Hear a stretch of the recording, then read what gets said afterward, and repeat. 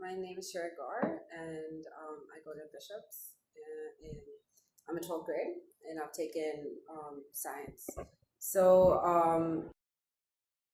I I've always had like a passion for computers, and since I was little, since I think 7th grade, and I've I've I've gone for. I mean, I've done a lot of coding throughout, and in school, I noticed that the type of the way we're introduced to coding is in such a way that a lot of people tend to start disliking it in a way.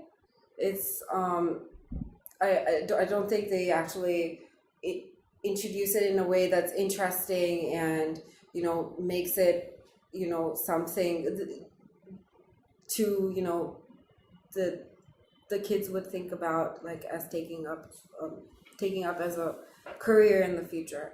So I thought that computers is such a, a vast stream, and you can take up so many different things using not only computers, but you could take up it like cybersecurity. You could take up psychology, and you incorporate that with your computer skills, and you can create a lot of cool apps and websites and stuff that people will really enjoy. And I noticed that, like, especially when transitioning from 10th to 11th and joining Bishop's Junior College, I noticed that, like, there are barely 5 girls in the entire stream who've taken computer science, and as opposed to having around 50 to 60 in the entire batch in 10th grade, because computers is a compulsory subject until 10th. So I thought that there should be a way to expose kids to how cool computers can be, and how much it can help, and how interesting it can be. So I thought of, like, just recently, I just thought of, like, hackathons are good ways. I read up on a few.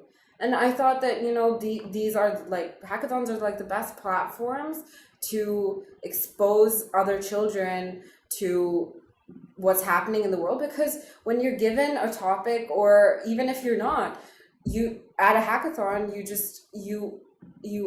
just go and access a lot of information on, like, different websites and all of that. You read other people's code, understand what's happening in the world. So even if you don't end up coding or coming up with a really good solution to a problem, you're just ending up with, you have a good idea at the end of the day that, there are people out there my age, not my age, but they're doing incredible things in this field, and it's changing the world. And so yeah, that's how it came about. And so my team actually, we're all of us are planning on taking computer science